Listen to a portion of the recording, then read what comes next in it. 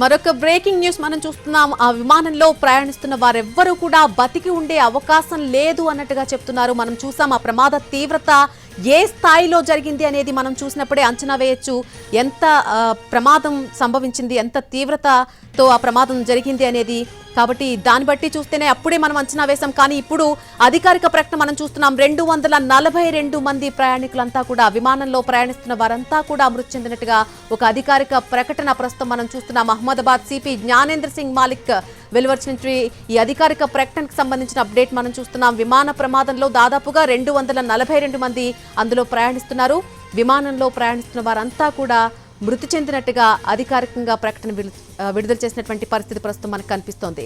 ఘోర విమాన ప్రమాదంగా చెప్పుకోవచ్చు. మనం లెఫ్ట్ సైడ్ బాక్స్ లో విమాన ప్రమాదం జరిగినటువంటి స్థలంలో ఉన్నటువంటి దృశ్యాలు చూస్తేనే ఎంత భీతావహక వాతావరణం కనిపిస్తోంది, ఎంత భయానకంగా ఉంది ఆ వాతావరణం చూస్తే. ఎక్కడా కూడా వేరొక రంగు కనిపించట్లేదు, నల్ల రంగు తప్ప. పూర్తిగా మసిబారిపోయినటువంటి పరిస్థితి అక్కడ చుట్టూ ఉన్నటువంటి పరిసరాలన్నీ కూడా మనం చూస్తున్నాం.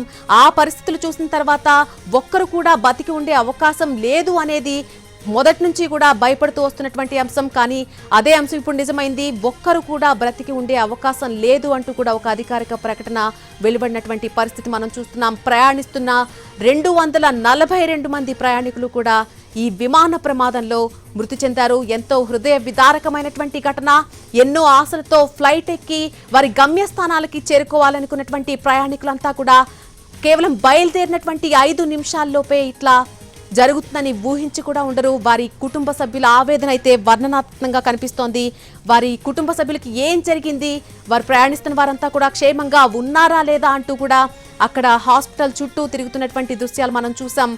చాలా భయానకమైనటువంటి పరిస్థితి ప్రస్తుతం అక్కడ కనిపిస్తోంది.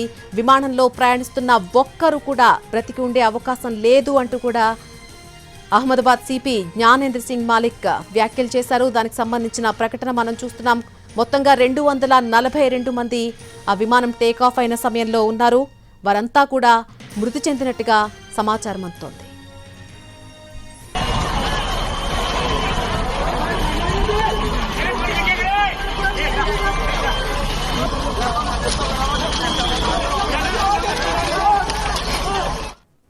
అహ్మదాబాద్ లో ప్రమాదానికి గురైనటువంటి ఎయిర్ ఇండియా విమానం ఫ్లైట్ నెంబర్ A171 జనావాసాల్లో పడిపోయింది.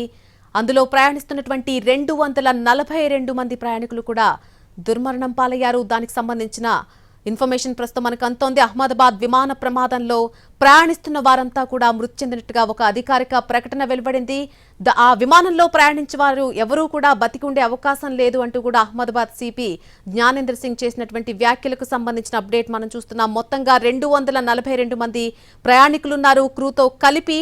కాబట్టి వారందరూ కూడా మృతి చెందినట్టుగా ప్రస్తుతం చెప్తూ ఉన్నారు. ఘోర విమాన ప్రమాదంగా దీన్ని చెప్పొచ్చు. ఈ మధ్య కాలంలో ఎప్పుడూ కూడా ఇంత అతిపెద్ద భయానకమైనటువంటి విమాన ప్రమాదం అయితే జరగలేదు. ఇది అతిపెద్ద విమాన ప్రమాదంగా ప్రస్తుతం వర్ణిస్తూ ఉన్నారు నిపుణులు. జనావాసాల్లో పడిపోవడంతో ఈ తీవ్రత మరింత పెరిగింది.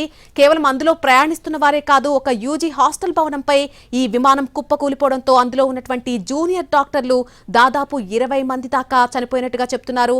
అది లంచ్ టైం కావడంతో మొత్తంగా డాక్టర్లందరూ కూడా ఆ భవనంలో ఆ లంచ్ టైంలో ఉండడంతో ఈ ప్రమాద తీవ్రత మరింత పెరిగినట్టుగా మనకి సమాచారం అందుతోంది. దీనిలోని కొన్ని భాగాలు అక్కడ ఉన్నటువంటి BJ medical college UG hostel భవనంపై పడిపోవడంతో ఒక్కచోట భారీ ఎత్తున అక్కడ వెంటనే మంటలు చెలరేగాయి. ఈ ఘటనలో కనీసం 20 మంది దాకా విద్యార్థులు తీవ్రంగా గాయపడినట్టుగా తెలుస్తోంది.